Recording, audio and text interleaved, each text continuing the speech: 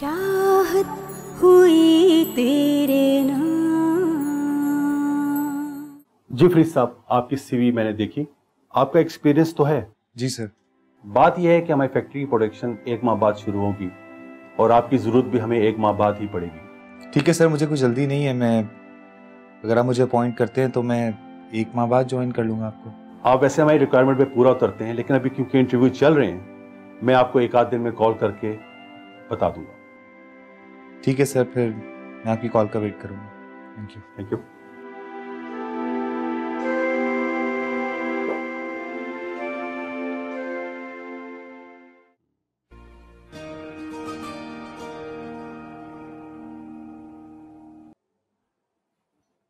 Hello.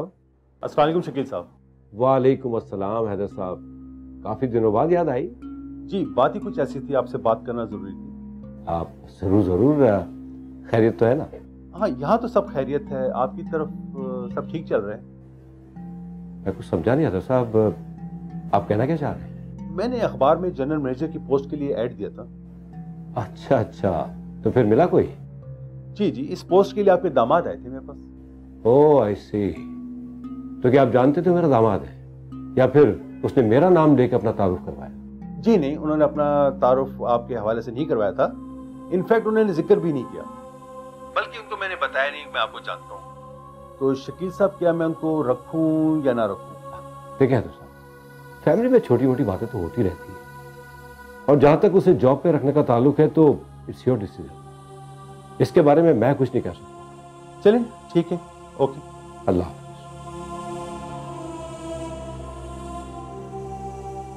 तो अब वो जॉब तलाश कर रहा है।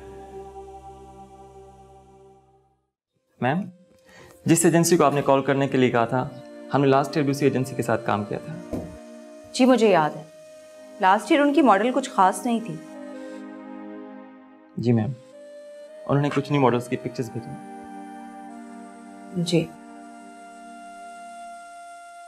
ठीक है, आप एक काम करिए, फाइल यहीं छोड़ जाएं, मैं ज़रा अशर साहब से भी डिस्कस कर लूँ। ठीक है मैम, आप अशर साहब से बात करके मुझे बता दीजिए। बजट क्या फाइनल हुआ इनके साथ? एजेंसी की चार्जेस तो वही हैं, सिर्फ 15% का इजाफा हुआ है।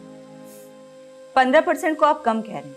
अगर मार्केट में हम अपने कपड़ों पर 15% कीमत बढ़ा दें तो लोग हमारे कपड़े खरीदना बंद कर देंगे। नहीं मैम, हमारे कपड़ों का मेयार इतना आला है कि अगर हम 50% भी कीमत बढ़ा दें तो लोग हमारी प्रोडक्ट खरीदेंगे।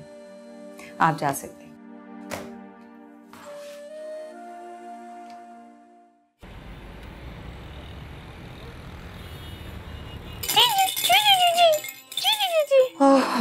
अस्सलाम वालेकुम बेगम साहब। वालेकुम सलाम। अम्मी कहाँ है? वो जी अपने कमरे में है, पहले वारिस पापा के साथ खेल रही थी, अब आराम करने गई है। चलो अच्छा है, एक कप चाय बना दो, मुझे सर में बहुत दर्द है। अम्मी उठ जाएं तो मुझे बता देना, मुझे उनसे जरूरी बात करनी। जी ठीक है, मैं देखती हूँ वारिस को। मेरा बेटा, आजा आजा आजा आजा आजा।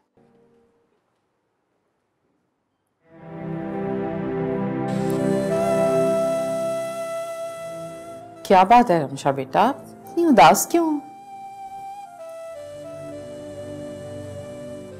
मामा, मुझे अलीज़ा की बहुत याद आ रही है। पता नहीं कैसी होगी, अपनी नानों के घर पे क्या कर रही होगी। तो तुम उसे कॉल करके बात कर लो रमशा। लेकिन मामा, हो सकता है फरीद ने उसे मुझसे बात करने से मना किया हो। फरीद ऐसा है तो नहीं बेटा। कौन कैसा है कैसा नहीं, ये तो सिर्फ वक्त बता सकता है। अब आप देखें ना, बाबा फरीद को कितना अच्छा समझते थे और अब वो ही फरीद को बहुत बुरा समझते हैं। क्यों ना समझे रमशा, फरीद ने काम ही ऐसा किया है। मामा, फरीद ने बाबा से शादी की बात छुपाई तो आपको ही बता देता। आपको ना सही, कम से कम मुझे तो बता देता। मुझे लगता है वो तुम्हें खोना नहीं चाहता था रमशा, मगर किस्मत में कुछ और ही लिखा था। बेटा, बाज औकात हम जिस बात को जितना छुपाना चाहते हैं ना, उतना ही ज्यादा मंजरे आम पर आ जाती है। और ऐसे ही कुछ फरीद के साथ भी हुआ है रमशा। बुरा तो मेरे साथ हुआ है। शाप बच्चा। तुम कहाँ जा रही हो? आई थिंक मुझे यहाँ से चले जाना चाहिए। एम आई राइट हीरा? अशर को तुम्हारे यहाँ बैठने से अगर कोई एतराज नहीं है तो मुझे क्या हो सकता है। शौक से बैठो। Thank you. क्या बात है? अशर, आज एडवर्टाइजिंग एजेंसी से मेरी मीटिंग थी। उन्होंने कुछ मॉडल्स की पिक्चर्स दी हैं, आप चेक कर लीजिएगा। तो सिलेक्ट कर लेती, मेरे पास क्यों लेके आई? मैंने सोचा आपकी राय भी ले लूं। ठीक है, तुमने रख दिया, मैं देख लूंगा क्या होता है। Thank you.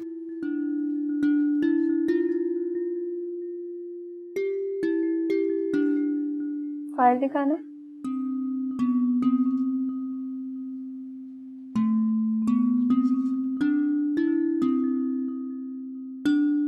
क्या सोच रहे? देखने में तो कोई हर्ज नहीं है। हीरा ने सही किया जो तुम्हें फाइल दिखाने ले आई। इससे अच्छी तो मॉडलिंग मैं कर सकती हूँ। तुम? हाँ, क्योंकि मैंने वहां पर एक ब्राइडल शूट किया था। ठीक है, फिर मैं एजेंसी को कह देता हूँ कि मॉडल मैंने सिलेक्ट कर लिया। अच्छा, थैंक यू अशर। क्या सोच रहे? मैं सोच रही हूँ कि हीरा बुरा ना मान जाए। जब उसे पता चलेगा मैंने तुम्हें सिलेक्ट किया तो कुछ नहीं कहेगी। अशर, मैं चाहती हूँ कि मैं आंटी और हीरा को सरप्राइज दूँ, इसलिए तुम प्लीज किसी को कुछ मत बताना। हीरा को क्या बताऊंगा, उसे तो बताना होगा। तुम उसको कह देना ना कि तुमने मॉडल सेलेक्ट कर लिया। तो बताना जरूरी है? कहीं वो मेरे लिए मना ना कर दे। वो ऐसा नहीं करे।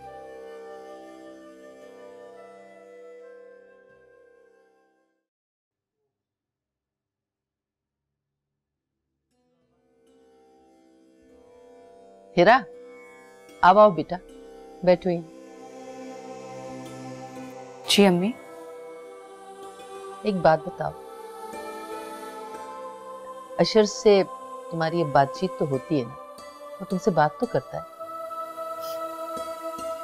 जी हाँ, बस ऑफिस से रिलेटेड बात हो जाती है।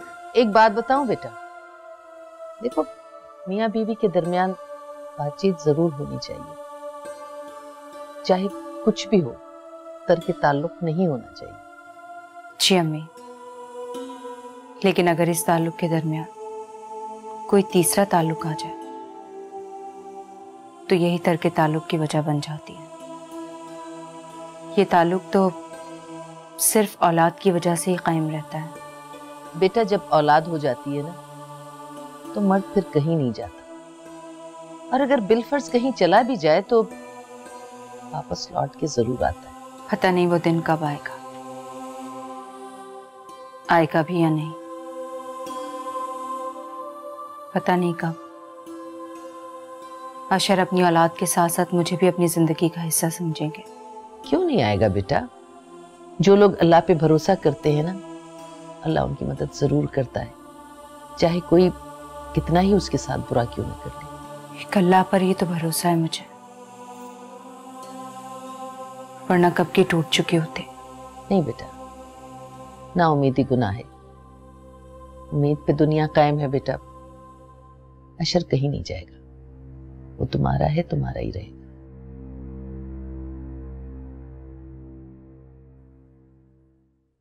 मॉम, मैं आपको कह रही हूँ जल्दी से जल्दी पाकिस्तान पहुँचें और यहाँ आकर फाखरा आंटी से मेरे और अशर की शादी की बात करें।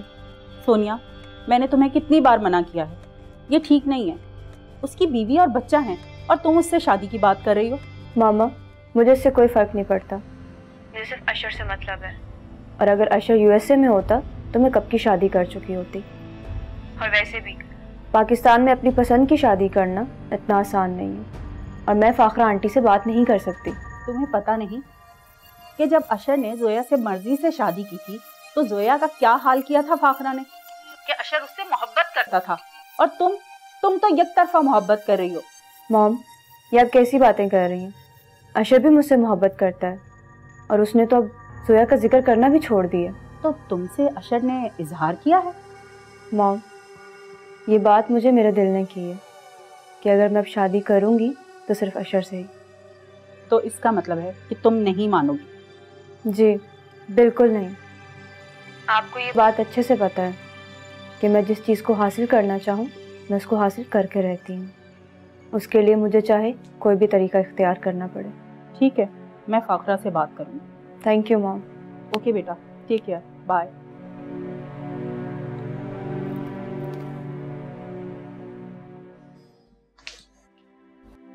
पापा कब आएंगे आप? बाबा। अलीज़े, जी नानो। बेटा किसका इंतजार कर रही हो? बाबा का। पापा का इंतजार? लेकिन क्यों?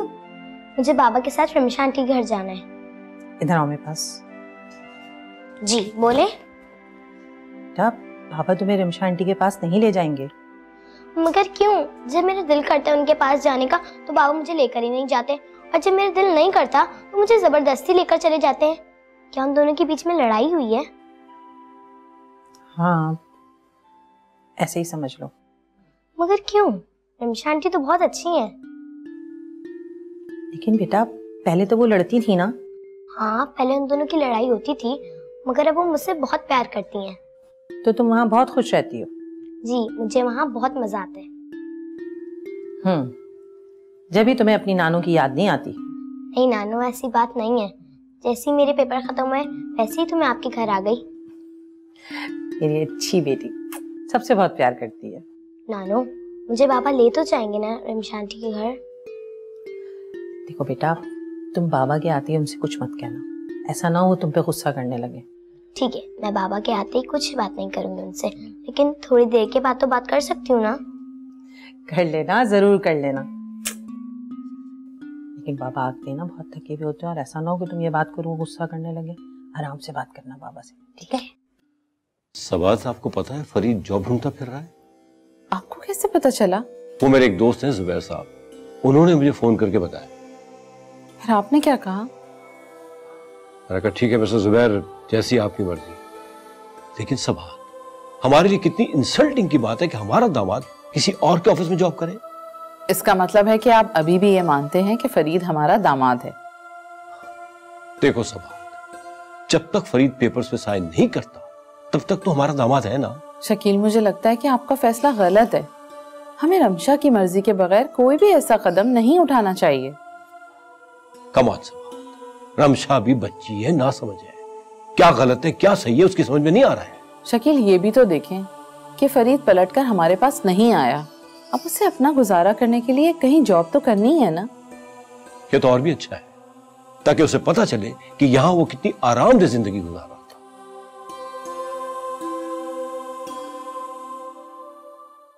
फाखरा, मैं शैला बात कर रही हूँ। अरे हाँ हाँ, मुझे पता है तुम शैला बोल रही हो, तुम्हारा नाम मेरे पास सेव है। कैसी हो? भाई फाखरा, तुम लोगों ने मेरी बेटी पर क्या जादू कर दिया? अल्लाह ना करे भाई, हम जादू टोने वाले लोग नहीं हैं। अरे मेरा वो मतलब नहीं था। तो क्या मतलब था तुम्हारा? अब देखो ना कि सोनिया का दिल पाकिस्तान में इतना लग गया है कि वो अमेरिका वापस आने को तैयार ही नहीं है। वो तो कहती है कि मैं पाकिस्तान में ही घर बसाऊंगी। तो अच्छी बात है ना भाई, यहाँ शादी कर लेगी तो बहुत अच्छा है, तुम्हारा भी आना जाना हो जाएगा। तुमने तो मेरे मुंह की बात छीन ली। ठीक है, फिर मैं वो रिश्ते वाली से कहती हूँ कि फटाफट कोई अच्छा सा लड़का देख ले सोनिया के लिए, फिर तुम भी पाकिस्तान आ जाओ। अब तुम्हारे देखे बगैर तो मैं फैसला नहीं कर पाऊंगी। अरे रिश्ते वाली से बात करने की जरूरत नहीं है। वो बात दरअसल ये है कि उसने लड़का पसंद कर लिया। ये लो, लड़का पसंद भी कर लिया और मुझे बताना तक गवारा नहीं किया। अच्छा, कौन है भाई, बताओ मुझे। भाई तुम उसको जानती हो। मैं जानती हूँ? कौन? भाई तुम्हारा आशर। दिमाग खराब हो गया है सोनिया का। वो ऑलरेडी शादीशुदा है। उसकी बीवी अगर मर गई है तो उसका हरगिज ये मतलब नहीं है। उसकी दूसरी बीवी हिरा मौजूद है, उसका बच्चा है। ऐसी बातें कर रही हो? तुमने उसे समझाया तो होता। तुम क्या समझती हो कि मैंने उसको समझाया नहीं? मैंने बहुत समझाने की कोशिश की मगर वो मानी नहीं। अच्छा ठीक है, मैं उसे समझाने की कोशिश करती हूँ। हाँ ये ठीक है, तुम उसको समझाओ, शायद वो तुम्हारी बात समझ जाए। ठीक है, खुदा हाफिज। ओके, अल्लाह हाफिज।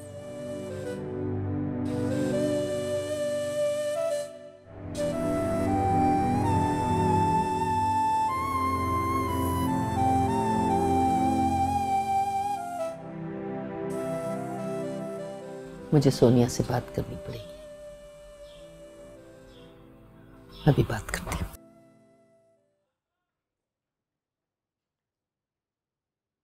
किसकी शर्ट है ये? अशर की। यहाँ क्या कर रही? प्रेस कर रही थी। तुम क्यों प्रेस कर रही थी? घर में नूरी और हिरा है ना, उनकी जिम्मेदारी है।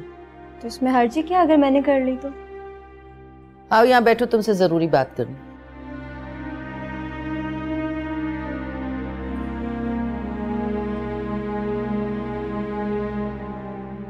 देखो अशर के कोई भी काम करने की जिम्मेदारी हिरा की या नूरी की है, तुम्हारी नहीं। आंटी हीरा तक तो ठीक है, लेकिन नूरी इस घर की मुलाजमा है, वो अशर का काम क्यों करेगी? इससे तुम्हारा कोई सरोकार नहीं कि उसकी वाइफ करे या उसकी मुलाजमा करे, तुम्हारा मसला नहीं है ये। तो आंटी इसमें हर्ज ही क्या है? अगर मैंने अशर का काम कर दिया तो? हर्ज है, मरी जोया है, हिरा नहीं। और तुम अपने दिल से अशर का ख्याल बिल्कुल निकाल दो। ये मेरे बस में नहीं है आंटी। आप खुद सोचें, जब मैं यहाँ आई थी अशर किस हाल में था और अब किस हाल में है? जब तुम आई थी तो वो अपने पैरों पे चलता था और अब वो बिस्तर पे। आंटी एक्सीडेंट कभी भी किसी का भी हो सकता है। एक्सीडेंट नहीं हुआ है, तशद्दुद हुआ है, मारपीट हुई है, मारा गया है उसे, और ये सब तुम्हारी वजह से हुआ है। अगर मेरा अशर अपनी टांगों पे खड़ा ना हो सका ना तो मैं उसकी बैसाखी बनूंगी। मेरी एक बात गौर से सुनो, हिरा अशर का मजबूत सहारा है, वो उसके लिए सब कुछ कर सकती है। अशर को तुम्हारी जरूरत नहीं है। तुम एक काम करो, तुम अपनी माँ के पास यूएस वापस चली जाओ, वो तुम्हारा इंतजार कर रही है। आंटी शायद आप भूल रही हैं कि अशर के जख्मों का मरहम मैं ही बनी हूँ। मेरी वजह से वो जोया को भूल रहा है और मेरी वजह से ही उसके होठों पे हंसी आई है। क्या मतलब? उसने तुम्हें जाने नहीं दिया? आप चाहें तो उसे पूछ सकती हैं।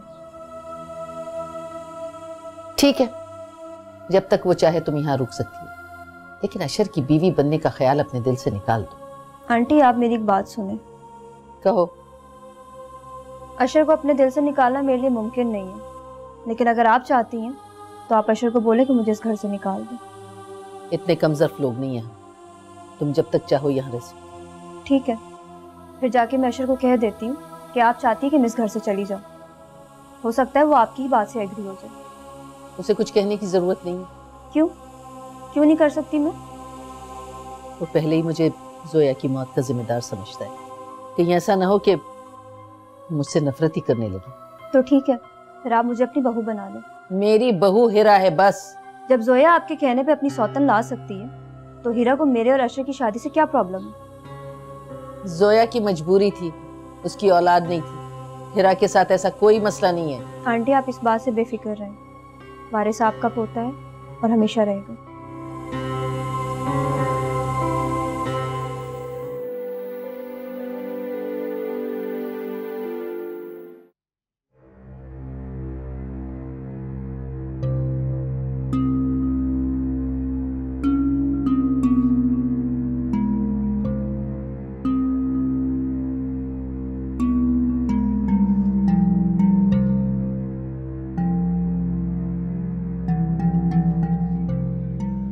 फाखरा, तुम्हें तो अल्लाह ने बहुत अच्छा मौका दिया है। सोनिया की वजह से तुम्हारे अशर की जिंदगी में दोस्त की कमी पूरी कर दी उसने।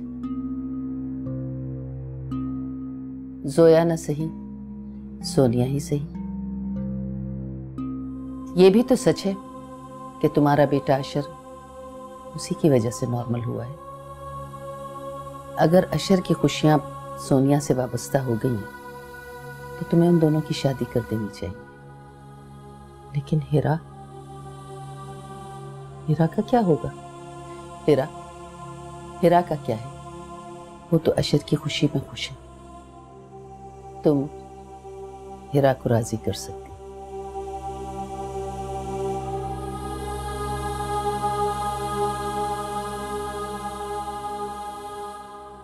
नानो, बाबा कब तक आएंगे? आते होंगे बेटा। अस्सलाम वालेकुम।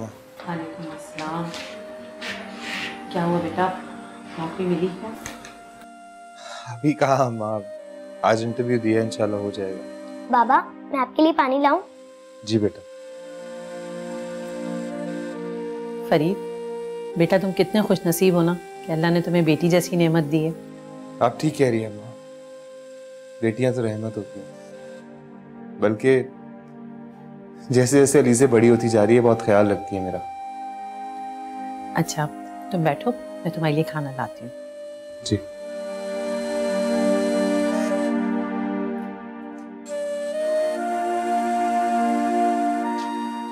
लीजिए बाबा पानी। Thank you. बाबा, हम रमशा आंटी के घर चले, मुझे उन्हें अपना रिजल्ट दिखाना है। बेटा मैंने आपका रिजल्ट देख लिया है, नानो ने देख लिया, काफी है ना। बाबा, मैंने खाला से भी बात की थी। अब तो आपकी खाला आपसे नाराज है? नहीं, अब वो मुझसे नाराज नहीं है, बल्कि वो तो मेरे लिए गिफ्ट ला रही हैं। Very good.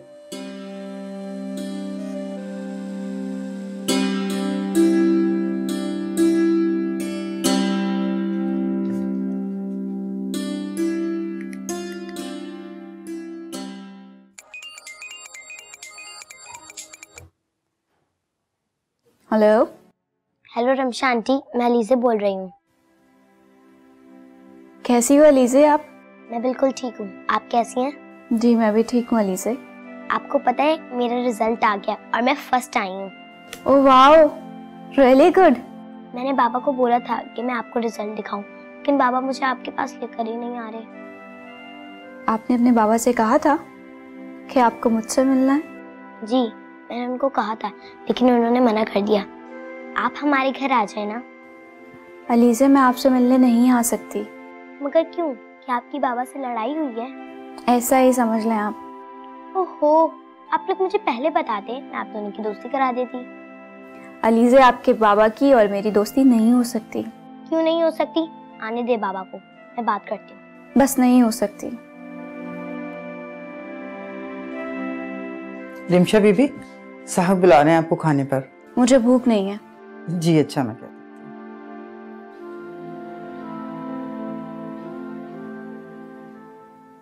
आप खाना शुरू करें, रमशा बस आती होगी। उसे आ जाने दे, कोई मसला नहीं है। क्या हुआ कुलसुम, रमशा नहीं आई? पाजी, रिमशा बीबी ने आने से मना कर दिया। अच्छा ठीक है, तुम जाओ, मैं देखती हूँ। आखिर ऐसी क्या बात है, क्या हो गया रमशा को? जब से फरीद गया है, रमशा कुछ खाती पीती नहीं है, बस मजबूरी में थोड़ा बहुत चख लेती है। ऐसी क्या बात है? और आपने ये बात मुझे पहले क्यों नहीं बताई? आप खाना तो खाएं, मैं ले आती हूँ उसे। अब चले, मैं भी साथ चलता हूँ, देखो आखिर बात क्या है। अलीज़े, बेटा किससे बात कर रही थी? अपनी खाला से? नहीं नानो, मैं रमशा आंटी से बात कर रही थी। क्या वाकई रमशा आंटी तुम्हारा बहुत ख्याल रखती है? जी, वो मेरा बहुत ख्याल रखती हैं और मुझे बहुत सारी चॉकलेट्स भी खिलाती हैं। क्या कह रही थी वो भी? वो कह रही थी कि वो यहाँ नहीं आ सकती। नानू, क्यों ना हम उनके पास चले और बाबा रमशा आंटी की दोस्ती करा दें? कुछ ना कुछ तो अब करना ही पड़ेगा। अल्लाह, तुम मुझे जरा फोन दो, मैं हिरा को कॉल करूं।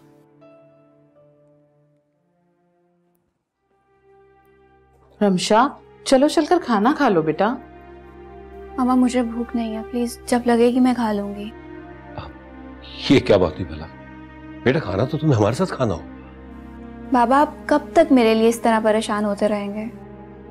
बेटा जब तक जिंदा हो। तुम्हें क्यों लग रहा है कि हम तुम्हारे लिए परेशान हैं? मामा मुझे सब नजर आ रहा है कि आप लोग मेरे लिए कितना परेशान हो रहे हैं। बेटा औलाद के लिए माँ बाप परेशान नहीं होंगे तो कौन होगा? और फिर तुमसे किसने कहा कि हम परेशान हैं? ये तो अच्छा हुआ जो तुम्हें उस धोखेबाज से निजात मिल गई। बाबा ये आप क्या कह रहे हैं? रमशा, फरीद पर दुनिया खत्म नहीं हो जाती है। मामा मेरी दुनिया फरीद पर खत्म होती है। रमशा बेटा, फरीद के लिए इस घर में दोबारा कोई जगह नहीं है। बाबा मैंने आपसे कब कहा कि मैं चाहती हूँ कि फरीद यहाँ वापस आए? तो फिर ठीक है, खाओ पियो और इस घर में खुश रहो और अपने बाबा को भी खुश रहने दो। तुम्हारी मामा बिल्कुल ठीक कहती बेटा। अगर तुम उदास और दुखी रही तो मैं टूट जाऊंगा बेटा, बिल्कुल टूट जाऊंगा। नहीं बाबा, मैं आपको टूटने नहीं दूंगी। हम चलकर खाना खाते हैं, चलें? चल। हाँ बेटा, शाबाश माशाल्लाह।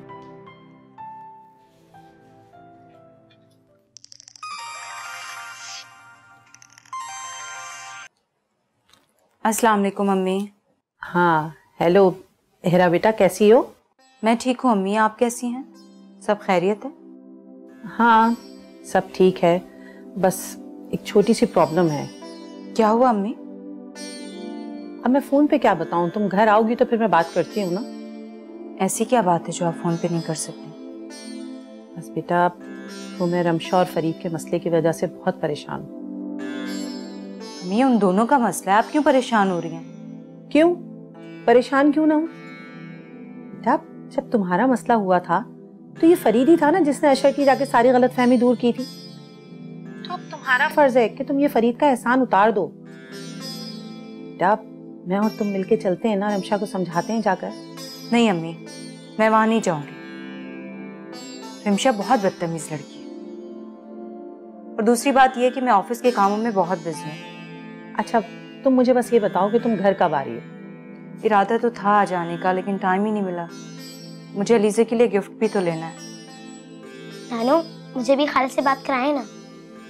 अच्छा मेहरा, लो भाई अलीज़े से बात करो। मेरी बात करवाएं। हेलो खाला, मैं आपका कब से वेट कर रही हूँ, आप कब आएंगी? अलीज़े मेरी जान, मैं जरूर आऊंगी। खाला, मुझे आपसे एक बात करनी थी। क्या बात है अलीज़े? आप बाबा और रिमशा आंटी की दोस्ती करा सकती हैं? अलीज़े, जब मैं घर आऊंगी ना फिर आपसे बात करूंगी। अभी आप सो जाएं। शाबाश, गुड नाइट। ओके खाला, अल्लाह हाफिज, गुड नाइट।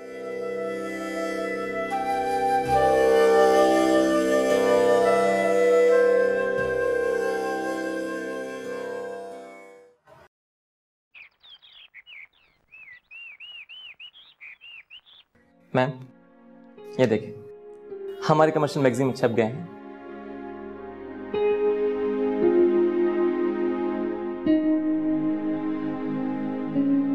ये सब क्या है? मैम, ये तो न्यू प्रिंट्स है जो मैं एडवर्टाइज करने थे। मैं प्रिंट्स की नहीं, मॉडल की बात कर रही हूँ। मैम, ये मॉडल अशर साहब ने खुद ही फाइनल की थी। उन्होंने एजेंसी को कॉल करके उनको भेजा था। क्या? आपको मुझे बताना चाहिए था ना। मैम, मुझे तो लगा शायद आपके अशर साहब से इस बारे में बात हो गई होगी। अच्छा ठीक है, आप जा सकते हैं। ओके।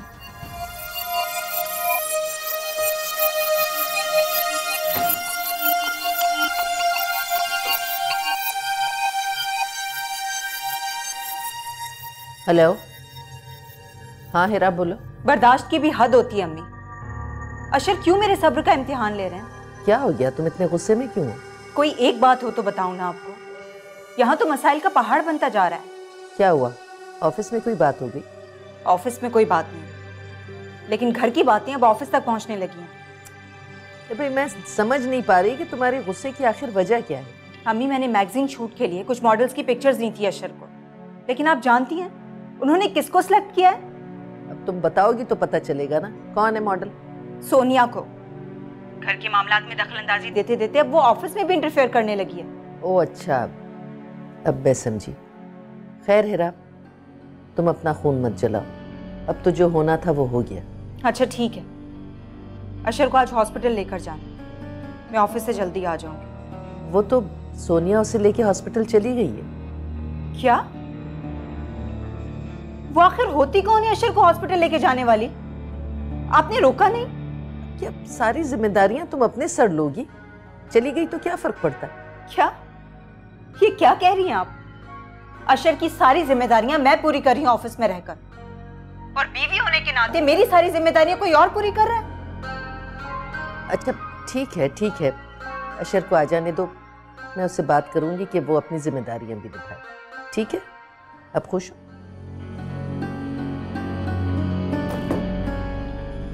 क्या मुसीबत है।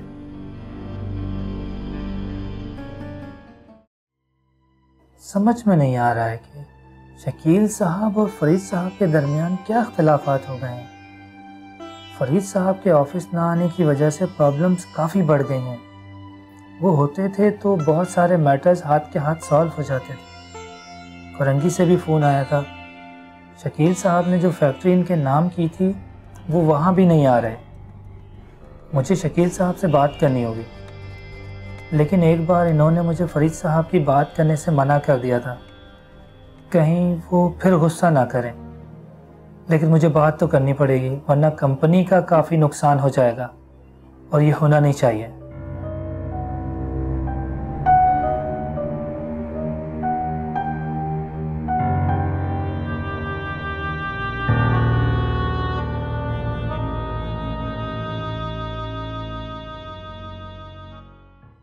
मुबारक हो असर साहब, आप दोबारा से चलने फिरने के काबिल हो गए। अशर मुबारक हो। Thank you. अब आप अपनी टांग पे ज्यादा जोर नहीं देना, काफी एहतियात की जरूरत है आपको। आप बेफिक्र रहें, इनका मैं ख्याल रखूंगी। अच्छा, मेरे ख्याल से अब हमें इजाज़त दीजिए। जो एहतियात आपने बताई है वो उसका मैं ख्याल रखूँ। डॉक्टर की हिदायत पर अमल करना ही पेशेंट के लिए काफी फायदेमंद होता है। ठीक, जाइए।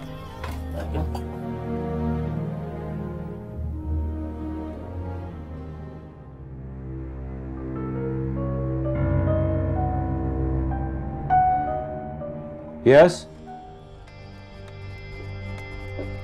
सर, हमारी वो करंगी वाली फैक्ट्री का क्या करना है? क्यों, फरीद वहां भी नहीं जा रहा क्या? सर, फरीद साहब जब से ऑफिस नहीं आ रहे तब से करंगी वाली फैक्ट्री भी नहीं जा रहे। वहाँ से कुछ इश्यूज आ रहे हैं, उन्हें सॉल्व करना है। आप ऐसा करें कि फिलहाल अमजद साहब को वहाँ भिजवा दें। आज से वही उस फैक्ट्री के सारे मामला देखें। Right sir. और ऐसा करें कि कंपनी के वकील को बुलवा लें, मुझे उनसे कुछ जरूर डिस्कस करना है। ठीक है सर, मैं अभी कॉल कर देता हूँ उनको। और सलमान साहब, उस फैक्ट्री की फाइल और वो सारे डॉक्यूमेंट जो फरीद साहब के नाम किए हैं वो भी मुझे अभी भिजवा दें। राइट सर, मैं अभी भिजवाता हूँ।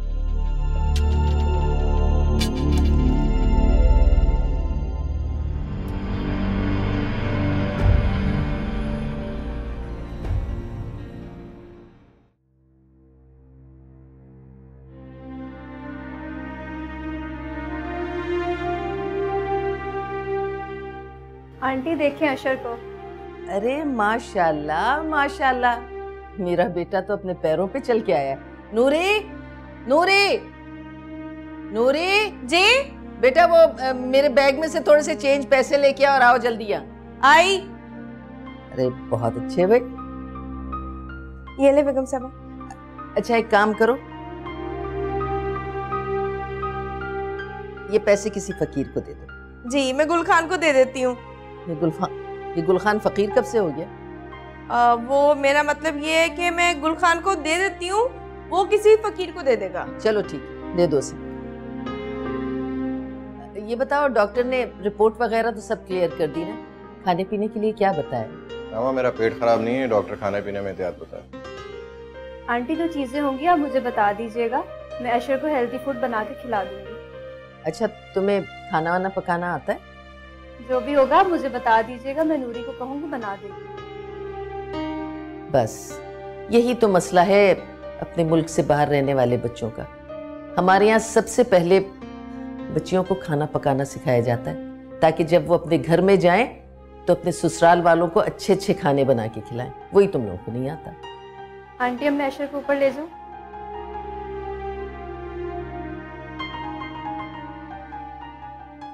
आप लोग बैठे। आंटी, रिमशा आंटी कहाँ है? रिमशा बीबी तो अपने कमरे में है। नानो, मैं रिमशा आंटी के पास जाऊं? अरे नहीं बेटा, पहले उन्हें मालूम तो होने दो कि हम लोग आए। मैं अभी जाकर बाजी को बताती हूँ। ठीक है। अली से खामोशी से बैठ जाओ यहाँ। लेकिन नानो, ये मेरा घर है और यहाँ पर मेरा रूम भी है। लेकिन बेटा, हम यहाँ से तो अभी जाने के लिए आए ना, रहने थोड़ी आए जो पूरे घर में घूमते फिरें। अभी वेट करो, रिमशा आंटी आएंगी ना, फिर जाएंगे वहां पे। ऐसे थोड़ी करते हैं कोई। चाहत हुई तेरे